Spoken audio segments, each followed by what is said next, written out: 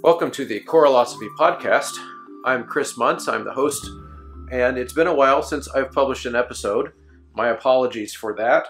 I have a variety of problems that I encountered. I got sick, I couldn't start recording without sneezing and sniffling, and I decided that you hadn't subscribed to an ASMR podcast, so I decided not to record that weekend, and then I had some computer program problems and a microphone that didn't work and had to get that all solved. So I'm taking some bumps and bruises here as I start this podcast. However, I am back at it now, got my equipment all squared away, and bringing an episode to you today about why all singers should start with a classical foundation, regardless of what music really tickles their belly. You know, they might be really into musical theater or pop singing, but they really should all have a fundamental in classical training. This episode is going to be primarily brought to you by the new Choralosophy Patreon page. I want to tell you a little bit about that. I'm going to be on patreon.com/Choralosophy, where if you choose to, you can throw $3 a month our way to help cover the Facebook advertising costs that it takes to get the word out about the show. And if you do that, you are going to have access to a once-a-month Patreon-only episode, which I'm excited about getting the opportunity to make one of those. At $5 a month, you're going to get that episode and a t-shirt, which I think are super cool. They're Choralosopher Level Up t-shirts, which are hot off the presses. And so if you think about it, you'll have the opportunity to, for the cost of going to Starbucks once a week, support some great music education content and all the guests that we've been fortunate enough to have. Upcoming, we're going to be having a conversation about all kinds of awesome topics like gendered language in choir. We're going to be talking about choral elitism and many more exciting topics over the summer with some great guests lined up that I'm not quite ready to announce yet. But I'm excited about the future of the show, and I hope that you decide to partner with me over on Patreon.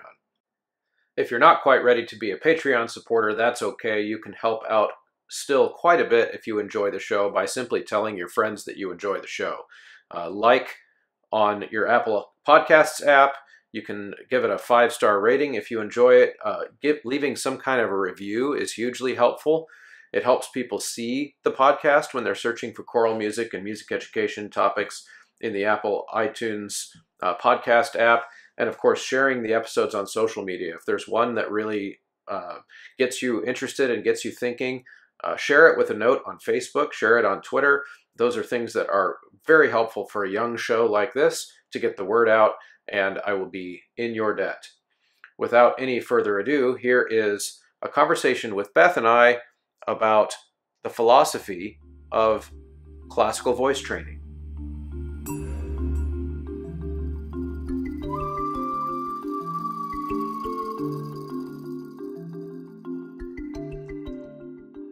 I'm here with my wife, Beth. Welcome back, Beth, to the show. Beth was on with me on my first episode, the Health, Happiness, and Balance episode, which is still the most downloaded episode on the show and has gotten by far the most feedback. And I'd like to think that's because I had you with me. Oh, well, thank you. It has gotten quite a bit of feedback in relationship to, I think, the way the listeners that have responded to that first episode responded to the honesty, and they responded to the kind of the look behind the scenes into somebody's life that is not typical, I guess, on some professional related podcasts. So thanks for participating in that. And I thought I'd like to go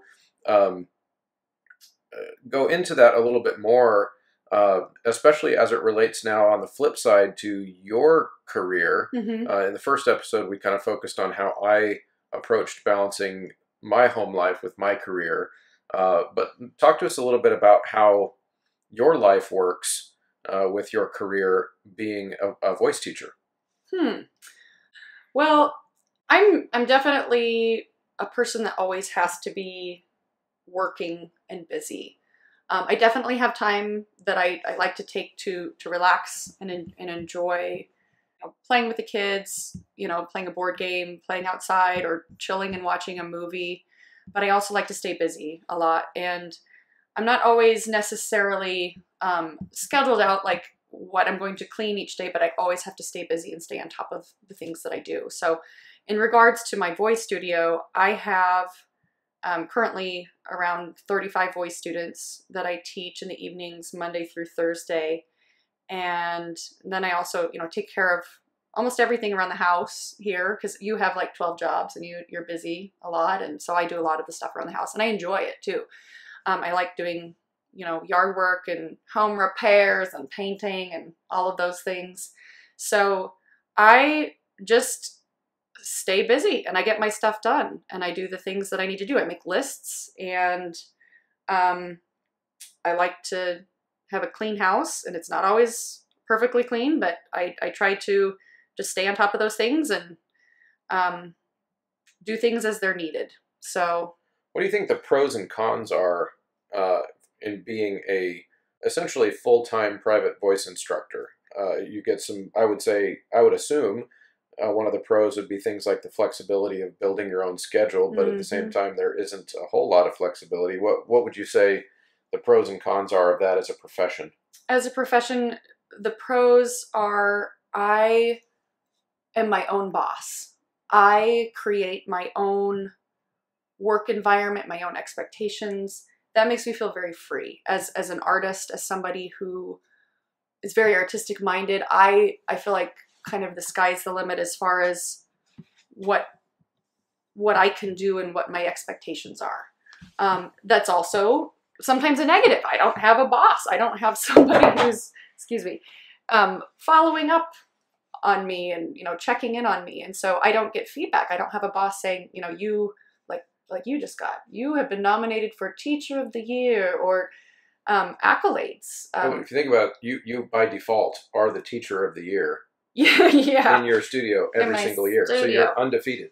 But I mean, the feedback that I get would be sometimes the unsaid things, like seeing my students succeed at things, or the thank you notes or the emails from the parents or the students as they go on, and just seeing them succeed as singers and get better. That is my feedback that I get, and I live off of those things. It's very inspiring. It's very inspiring to see kids do well and find their passion, find their voice, be able to perform in front of people. There are so many pros. There are more pros than cons, I would say. I would hope so. You've been doing it now for I love it. over 10 years. Yeah. I've been doing it I've been teaching privately since 2003. With the schedule that you have now, though, ever since because it took you a while, not all of those 16 years have been in the format that you currently live, which is teaching out of your own home with your stable of 30, 35 students and a waiting list and all the different things that you deal with now. So you talked a little bit about the professional satisfaction pros and cons. Talk a little bit more about the nuts and bolts of pros and cons of just the schedule, the day-to-day routine, the things that you like about the way your job is structured, and maybe some things that are frustrating. I like the fact that I can decide who I take in my studio. That wasn't necessarily always the case. I started out teaching in a studio that was in a music store, and I loved it. It gave me so much valuable experience, but I had to take whoever they gave me. And so there were sometimes kids that were too young to be taking voice lessons or didn't have very much aptitude. They were still very sweet kids. It's just, it wasn't very necessarily musically fulfilling. So I'm in the position where I can take kids that are all wanting to be there. They all want to be there. There's musical talent to varying degrees. And some of the kids that study with me are doing it for fun. Not all of them want to be music majors, and that is okay. And that is totally normal and fine by me. But they all want to be there. And it's very fulfilling to be able to work with kids from all walks of life and all with varying degrees of expectation. So what's your schedule? My schedule. Okay. Yeah. So how does building your life around teaching privately? There have to be pros and cons to that, I would think. I know there are for me. So I start teaching usually around 2:30 or 3 in the afternoons, and I teach until most nights 7:30 at night. So it's great. I consolidate my my lessons, and I teach students back to back. The cons of that are I don't get to see my kids right after school. I don't get to pick them up after school. I get to see them. The only day of the week I get to pick them up after school is Friday afternoon. I get to make dinner. And that's if you don't have makeup lessons. If I don't have makeup lessons. Right. I only teach till 5:30 on Mondays because most of my students have chamber choir rehearsal Monday nights. And so that's a night I get to have family dinner with the kids and my parents. And we go back and forth between having dinner at their house and our house.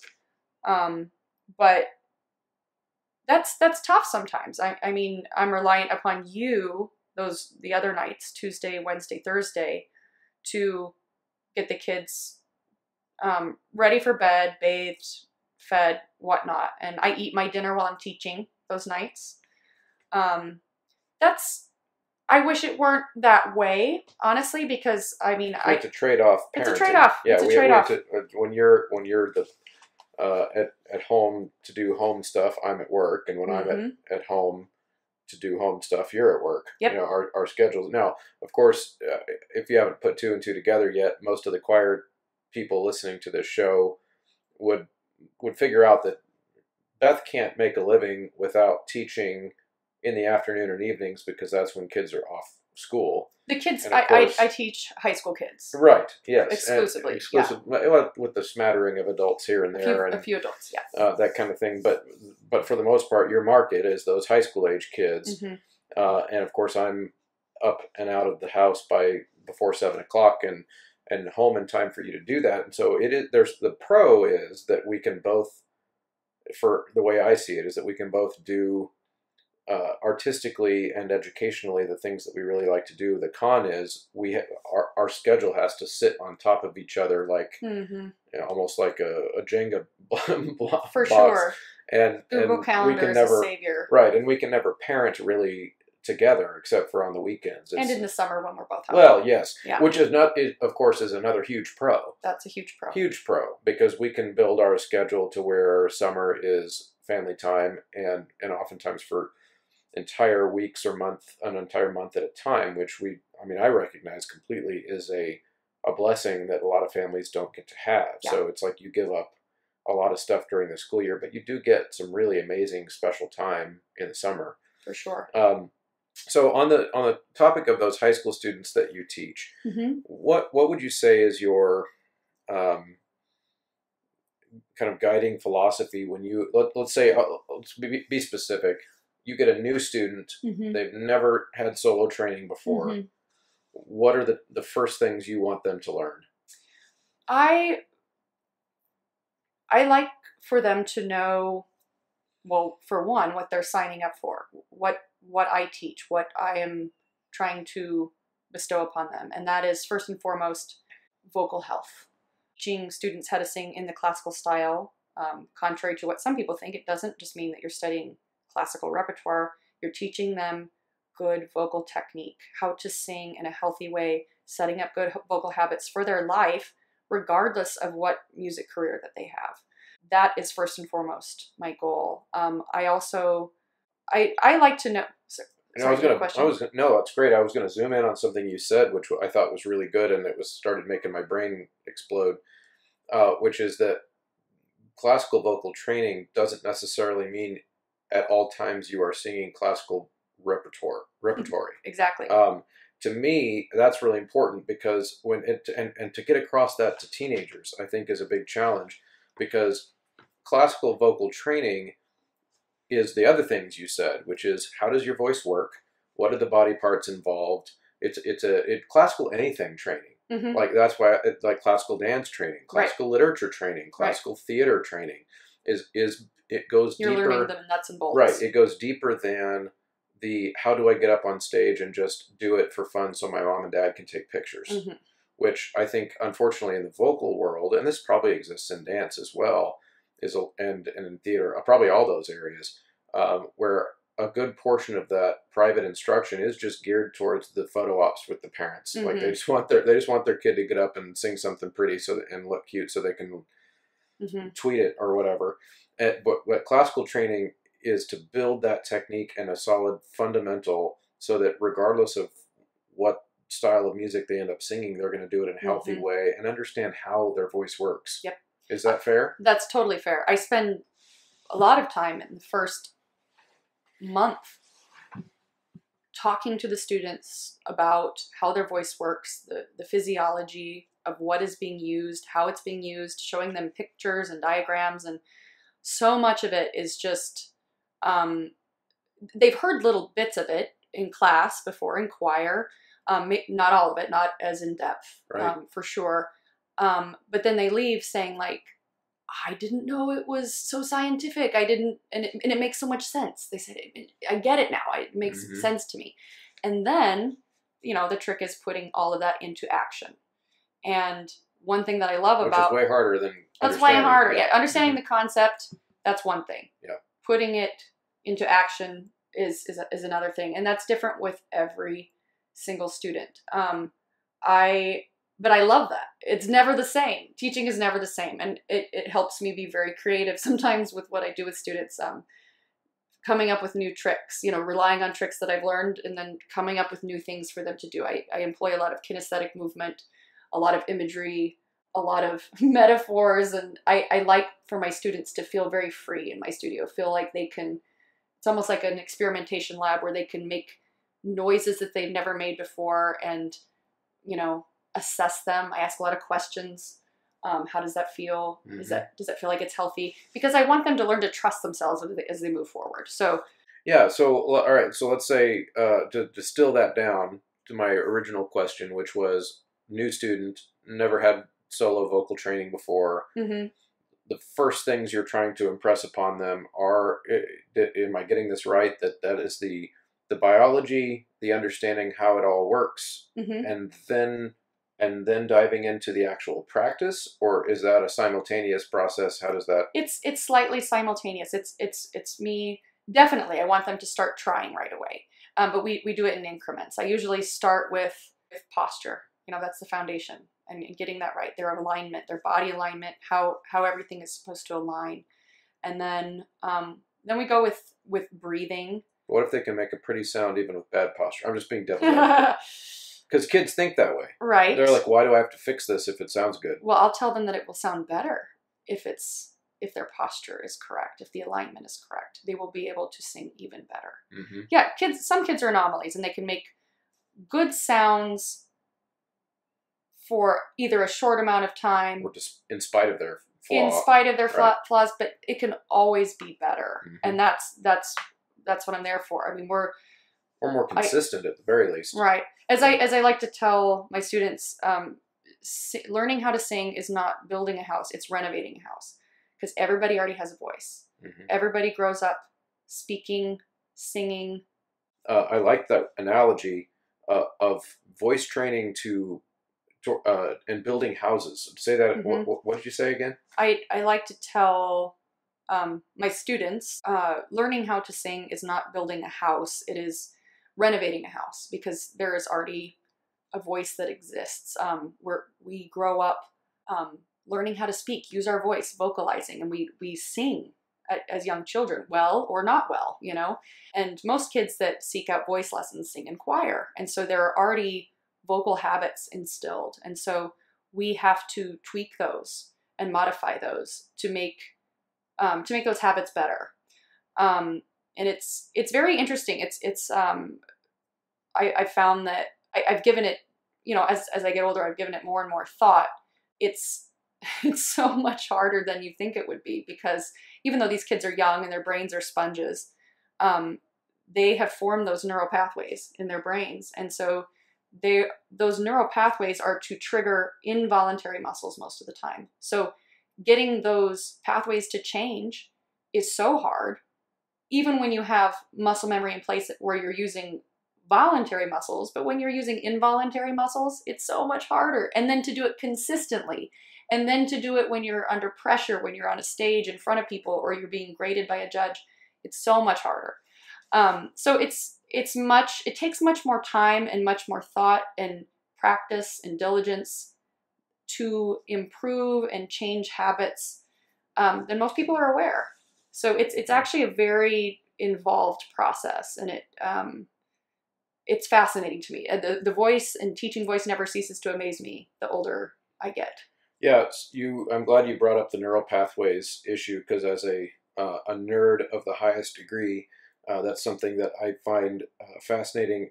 And in voice training, I think we don't probably spend enough time learning about that as music educators and as vocal teachers as we probably should, because the neural pathways that go from the brain or that exist in the brain around the area of speech and phonation are some of the most well-insulated neural pathways that we develop, because they start at such a young age. And we use our voices all the time. Right. And of course, this is a podcast, so I can't put up like an image. So for those of you who aren't sure what we mean, picture a cord, like an electrical cord in the brain that sends a signal from one part of the brain to the other side of the brain. And every time you do that thing successfully, another little layer of rubber, say for, how cords have that insulated layer of rubber on the outside. Every time you do something again more correctly or the same way, another layer of that insulation happens. And with the most insulated neural pathways, it is harder and harder to ever do that thing a different way. Because it becomes so and then what happens is that neural signal then shoots through those really well insulated cords fastest. And so that becomes the path of least resistance, right? So let's say you've got this, and of course, violinists or pianists, they have to sit, and that's why they, from a young age, have to do this tiny little motions slowly over and over and over, exactly the same. Like if you're a hardcore violin player, your teacher's probably smacking your hand or whatever because your finger's slightly 2 degrees off angle to the right side or whatever, because they know that if you do it slightly differently one time, you've created a new neural pathway. Yes. So with when you're trying to teach someone to sing, they've already got all those insulated neural pathways, and chances are they're wrong. Right. They've learned them wrong. I think it's good. I like to talk to students about this too, because they can often get, discouraged or frustrated by the process. And I explain this to them. I explain to them what's happening. And I say, when you start going to a new school, maybe once you started high school and you walked a certain way to class, and then you found out a week later that there was a faster way to walk to that class, but it was an unknown way. So you kept taking the old way because you knew it better. I said, it's the same thing. You have found a way to do something, and that's your default. And especially if you're under stress or have any kind of exterior factors involved, you're going to go back to that. And so, it's very interesting to me, but it helps them knowing that. It helps them to know that it's not an overnight fix. It's not a snap of the fingers. It's not something that's going to be fixed immediately. Since they know that that's par for the course, that helps them be a little easier on themselves and kind of trust the process a little bit more. Right. So why classical training then? I think we were kind of hinting already at why classical training, because you get you get to build or rebuild. To keep your analogy, renovate the voice the right way from the right through the right process. So you've got that new student then who wants to sing, Beyonce songs or whatever. Why would you? Because I know that you don't allow students to sing pop songs in your lessons, but a lot of vocal coaches, I'll call them vocal coaches out there, do. And they coach the whole how to be a rock singer thing, or how to be musical theater That's thing. Okay. That's okay. I think that... See, I think it's not okay. Okay. Go ahead. I mean, to each his own. I don't think that I think my students can do that if they want. I don't choose to teach that in my lessons because that's not... I do teach musical theater. I don't teach... Well, to clarify, singing those songs is not what I think is not okay. Mm-hmm. I think using that as a vehicle to instruct someone how to Oh, sing I see what you're saying. is not okay. I see. My take is that you teach someone to sing as a fundamental, as a first layer of renovation, so to speak, is the classical style bel canto singing, and to teach them how to use their voice, how the body parts all work. And then, of course, when they leave our educational sphere, they go do whatever they want with their voice, Right. and they that's know, fine. then they can be reliant upon themselves to see if they're doing it in a healthy way. To be educated enough to even know. Right. I like for my students to become, I often tell them, like, you're learning how to become your own teacher. I don't want you to be reliant upon me all the time to call you out on things that you're doing.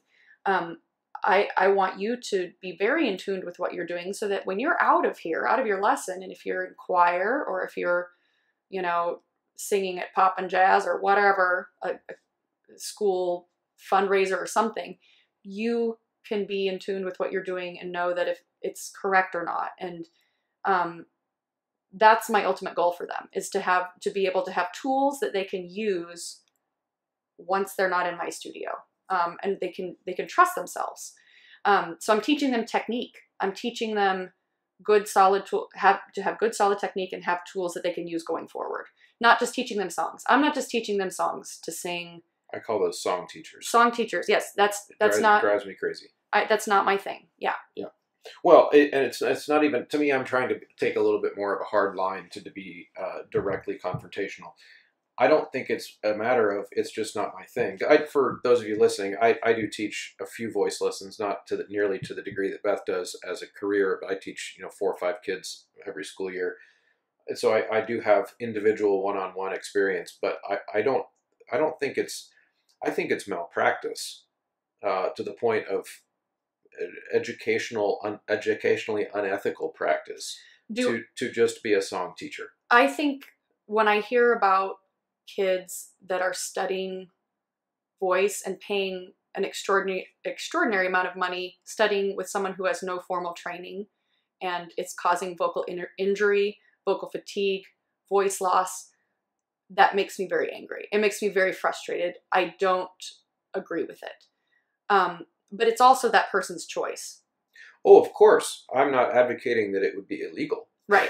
Right. I think, the market will drive people where they're wanted. But of course, one of the goals of this conversation, for the people that listen to it, all 4 of you out there listening to this, would be to try to spread some education, right, about how to choose. So, most of the people that would be listening to this episode would be knowing, would already know these things. They would probably agree with you. What the importance of having a classical foundation. For most of us, we do teach that. That being said, there is quite a bit of pop singing in the choral world. There is quite a bit of other styles of singing, which again, I think are totally fine, as long as that foundation has been laid. Yes. For understanding how everything works and how to guide it healthily, the principles, the fundamentals that guide it. So I guess really what I'm coming down hard on is the instruction that goes, here's how I think I'll say it, the instruction that goes to the song first, and maybe the voice second, or even worse, goes to the song first and never to the voice at all.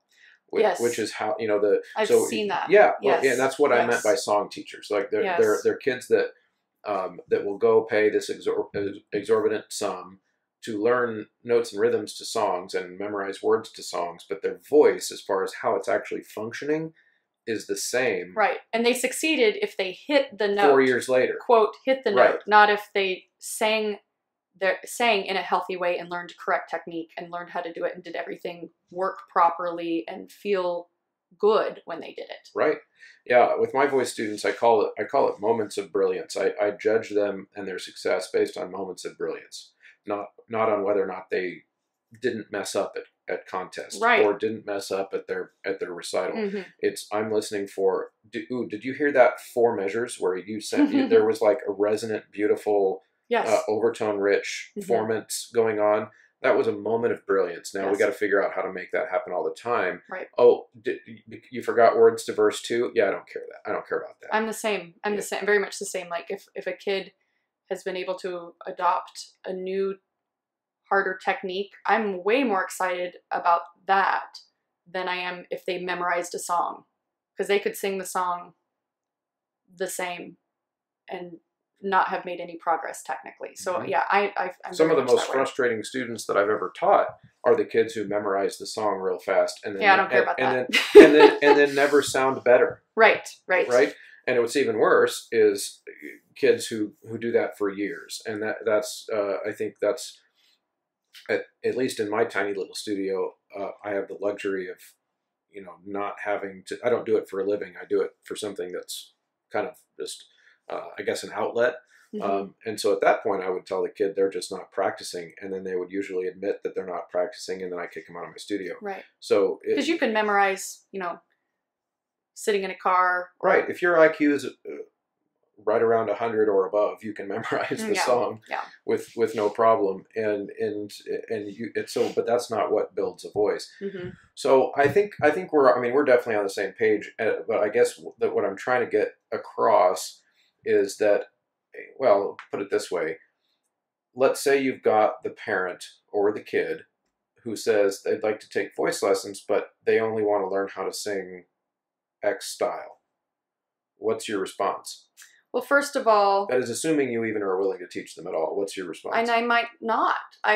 We discussed that. I explained to them, you know, what I do, what my goal is for them, and oftentimes they are down with that. I've had some students where they understand that and they're on board with that, and they think that's great. And then I've had several students go on to have great careers in singing, and several of them in musical theater. And we didn't spend a ton of time working on musical theater. We worked mostly on classical repertoire and building a good vocal technique. And they were brilliant at that too. They did well with that. But they also then had choices. They had options. They knew that they could go into classical singing in college. They could be a classical opera singer, or they could go into musical theater, and they could still choose that, which is what I love. When you have a good technique, it opens so many doors. You have so many more options. You're not just a one-trick pony, and you're less likely to burn out too. There are plenty of famous musical theater people out there who have burnt out early because they didn't have a good technique. Or their voice just flat out burned out. That's what I'm talking about. Yeah, their voice burned out. Their voice gave out. And there are several out there that are very good, and they know what they're doing. They were classically trained. I'm going to shout out, you know, Audra McDonald. She's amazing. She's a brilliant singer. I have a crush on her, by the way. I know, and that's okay because I do too. It's okay. She's really good. And Kristen Chenoweth, you know, like they were both. Don't have a crush on her. I don't have a crush on her. I just think she has a great voice. I'm just making sure everybody understands. She's a wonderful artist. Yeah, I think it's okay if you don't like her voice. It's okay. I don't like her voice. It's okay. I love how she is just marvelously talented as a performer and as a character actress. Yeah, and that's what I'm talking about. Yep. And But I mean, I have So my crush would kind of be subdued based on the fact that I don't like her voice. This was a weird conversation. It's okay. But of course, I have a crush on you the most. Thanks, God, because we're married. So. No, not because we're married. We're married because I have a crush on you. Oh, okay. Is that why? Yes. Okay. So, what was your question? Oh, she got distracted because I started flirting with her. Your face is red now. Oh, well, no, they can't see that. I know. I just had to call it out. we were talking about what happens when kids want to zero in on a certain style, rather than just looking in the overall. I have had students that I have turned away because of that. I definitely have. I've talked with them in depth about what their goals are, and I say maybe you should study, you know, with a different teacher, and I might refer them to someone else, because if they exclusively just want to sing pop music, I don't want to teach that, and that's not what I choose to teach in my studio. And if you can't convince them that the best route, it's hard to teach someone who doesn't want to be taught. Right, but I think bottom line, you would try to convince them that the best route to, even if their goal is to be the next American Idol, that they would still want to have a foundation of classical training. I did have a student that was their goal. I mean, a potential student. I didn't take them. Oh, They I see. said they wanted to be the next American Idol. They wanted to audition for American Idol, and they wanted to play the piano and accompany themselves. And I said, I don't think I'm the right teacher for you. And so I referred them to someone else, and it's okay. I usually try to educate them though, and I explain to them what I think the best option for them is, and what I know the best option for them is, and most people are open to that. And once they see the results of it, once they've taken lessons for a while, and they realize, oh, this has made me a better singer and a better musician, and I now have more options, then they get it. But it almost takes them doing it and trying it before they understand it. Mm-hmm. So, yeah. I think the idea that a singer, well, in my studio, I use similar concepts, but with some different lingo, and I use the term helping them develop an owner's manual for their voice. So that they, if they study with me for the 4 years of high school, that hopefully they would be able to, by that point, have amassed enough knowledge with how their voice works, that even if they have, and I shouldn't say if, when they continue to have vocal flaws, mm-hmm. because building a voice is it'll never be perfect. I mean, Pavarotti was taking lessons into his 70s. Everyone should be. Yeah, yes. Right. But so when you come across vocal flaws in your future, at the very least, you would have the technical language and knowledge to be able to at least attempt a self-diagnosis, mm-hmm. Of what you're doing wrong. It doesn't necessarily mean you would be able to fix it on your own. You might still need a set of ears out there to help you. Plus, your voice continues to change your whole life. Yeah. Your whole life. Change. It's kind of like your eyes atrophy and you need to get your glasses a new prescription on your glasses, mm-hmm. or your, I know for me, because I didn't wear my retainer after high school, I had to get braces a second time. Mm-hmm. Like our bodies change, our brains change. Our hormones change. Yep. And for women, there are scientific studies, that I believe that women, after they have children, their voices lower dramatically. They lose a certain percentage of their range off the top end. I mean, you basically sound like a dude now. I do. I mean, comparatively. No, I can actually sing, into my chest voice, like much lower than I used to be able to. I used to bottom out at a middle C, and now I can sing a G. It has to be a certain volume, and it can't be after a long rehearsal, but I actually have those notes. Because I'm a very high soprano. I sing very high, and my range has changed though as I've gotten older and after I had kids. Mm-hmm. So I've sensed a change in me after I had kids. So it's something though that I'm aware of, and I've adapted to. And I think that teaching kids to have a good foundation though, where they know what's going on, how to read their own bodies, they can go forward. If they go on to a career in music, they can then have that as a really good foundation. And then they'll continue to chip away at that statue, carve away and make it even better as they go on. But it's a lifelong process, and you constantly have to work on it. It's not, I tell my students all the time, I make the analogy of going to the gym. I said, if you go to the gym 1 day a week, are you going to be swole? No, you have to do this regularly to keep those muscles working fluidly. Although some people, and we hate these people, do look like they go to the gym every day, even though if they don't, because there are genetic anomalies. Right. There are, and the analogy to the voice is the same. There are those natural throats.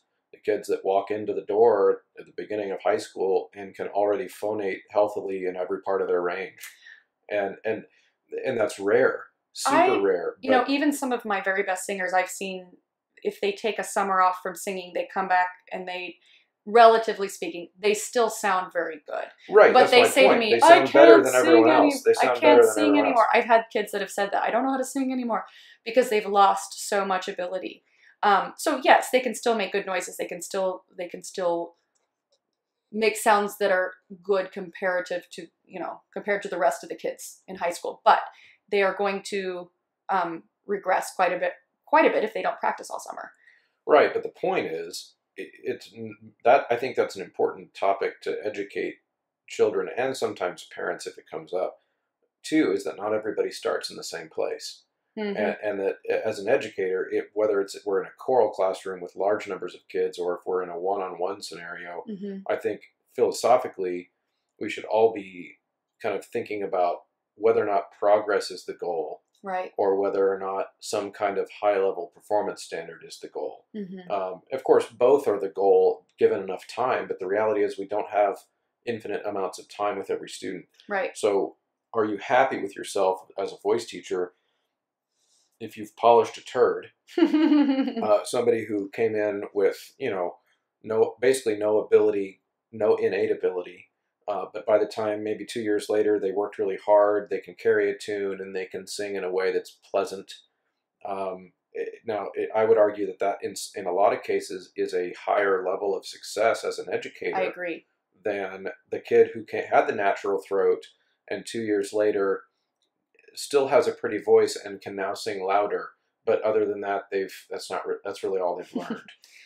Yeah, I mean, I have had all of those. I have had some kids who couldn't even phonate or couldn't match pitch, and they were able to do that successfully, get up and actually sing a song in front of people, and they will never be a professional singer.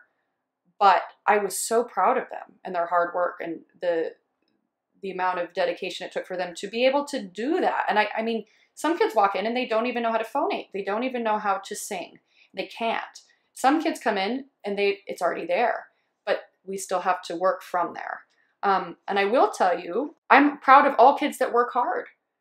Any kid that works hard, no matter where they start, is the kid I'm proud of, regardless of where they started. I only ever get frustrated if kids don't work hard. I am equally proud of all my students if they put the work in and try. I don't care the score they get at contests. I don't care, if they're the best singer or not the best singer. If they worked hard and they gave it their best, then I'm proud of them.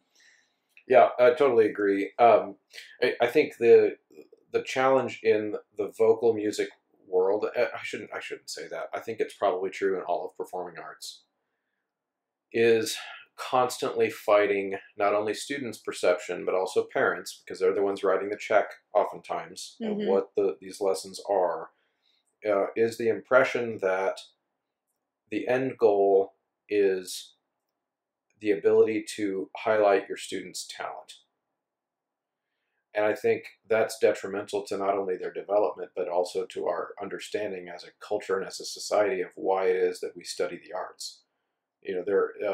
So what I'm getting at is the goal, I said this earlier when we first started recording, is the goal the video I can put on Facebook of my kid at the recital? Or is the goal the inner struggle and fight along the way that my child experienced in order to learn those songs? And of course, I think it's the struggle. It's the struggle is why you write the check for those voice lessons. It's because you're going to put your child, if you're doing it right, you're going to put your child in an environment where they are vulnerable, where they are out of their comfort zone, where they are being pressed by someone who's not you as the parent, someone who's going to kick their butts and hold them accountable and tell them when they're falling short. Because my goodness, that's gold as a parent, because we're like, those of us who are parents, we know that we try to do that with our own kids, but there's a certain amount of, that's why I would never teach my own children private lessons. No. I need somebody else that's not me. I mean, heck, as choir teachers, we do this when we bring clinicians in to work with our choir. Sometimes you've got to have somebody else hold the people close to you, the children close to you, essentially, hold their feet to the fire, because you've done it already. There's only so many different ways you can say it. And so I think in a lot of ways, what I'm saying to you as a voice teacher is that you are like a saint.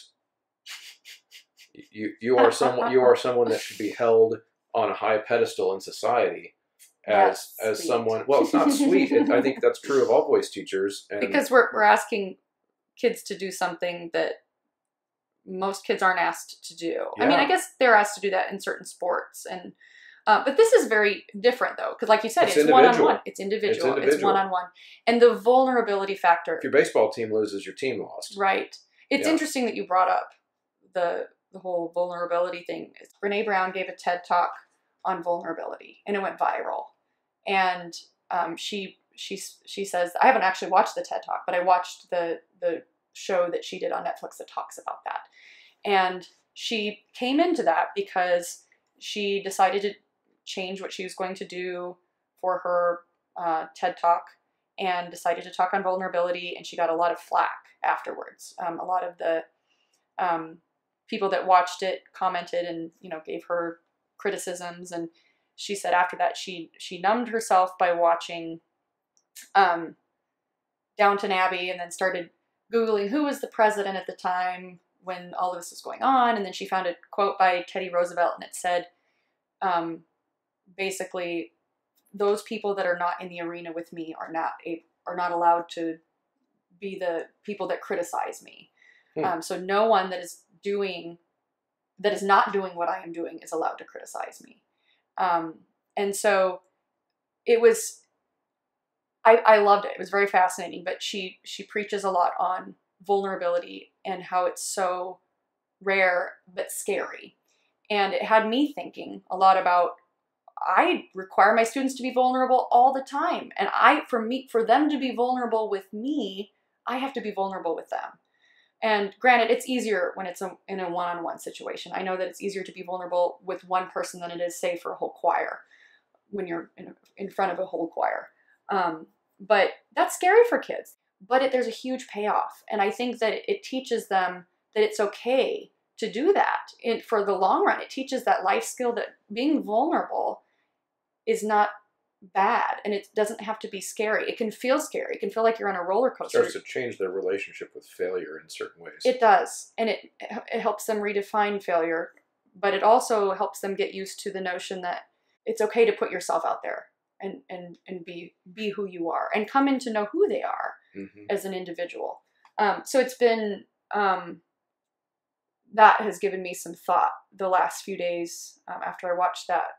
And one of the things we talk about in choir is, in my classes, we talk about how a choir class, and again, I'll say a performing arts class, is so different than all other types of learning. And one of the reasons we say is because of what you just brought up, which is that the vulnerability involved, but again, and you mentioned this too, in a choir class it's even different, or maybe even magnified, because in a choir class, if you suck in front of everybody. Yeah. And so in other words, if you fail, so if you take that same analogy and compare it to math class, if you turn in subpar work to your math teacher, you know that you turned in subpar work.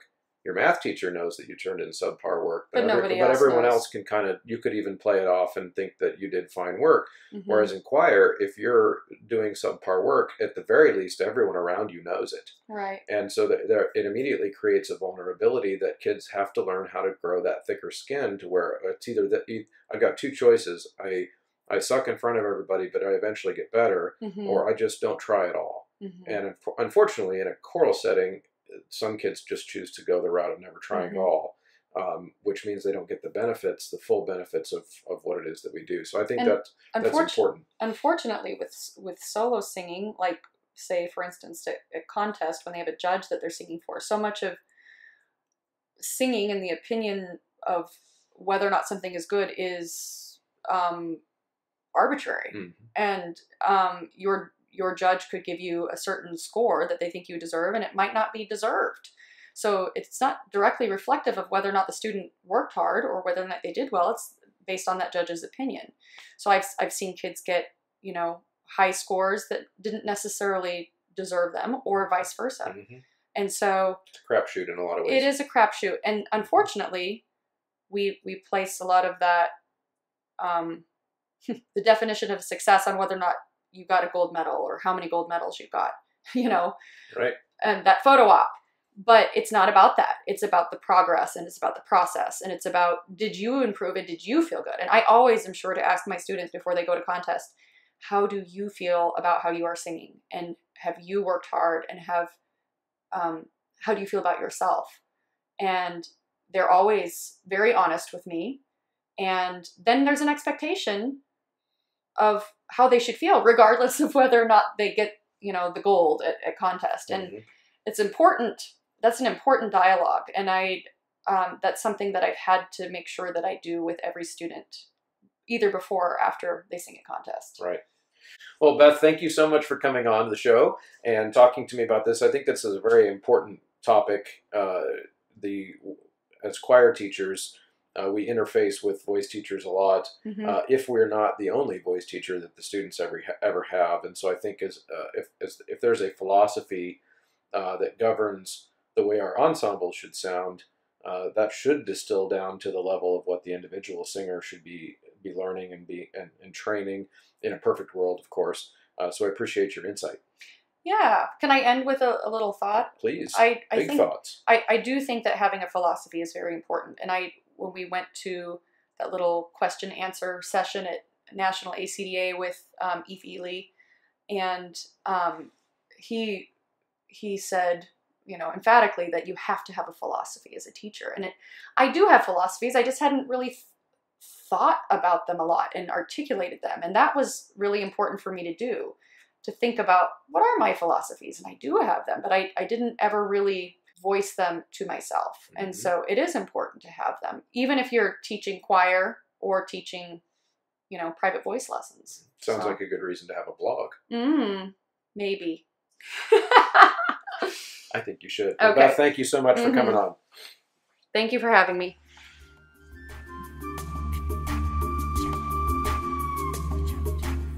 Thanks for sticking around to the end of another episode. I hope you're enjoying your time listening to the Choralosophy podcast as much as I am enjoying hashing out all of these topics. I'm so excited for the next few episodes that are going to be coming out in May and June. There's some just really interesting topics. We're going to start going really in depth and keeping it real, as the teens say. If you're enjoying yourself so far, please take the time, very short amount of time, to rate the podcast, share the podcast. In fact, I have a tip. Next time you're at a choral director event like a convention or an all-district choir day or any of those things where you're around a bunch of your colleagues, just bring up the show in a way that makes them feel like, how could I have not heard this, right? So you say, oh yeah, so on Choralosophy, I heard this, blah, blah, blah. And you bring it up and then act like, you know, how do you not know what the show is? I think that would be hilarious. And also, of course, bring their attention to this brand new show. I'm screwing with you. Of course, that would be really funny if you did that, but I'm mostly just joking. Main thing is trying to get the word out about a new show. Anything that you can do to help with that is much appreciated. And of course, continuing to support our two sponsors, SightReadingFactory.com and RyanMain.com. Check out their products and services. Enter Choralosophy at checkout to get 10% off, and they will hook you up. So thanks a lot for listening, and we will see you next time.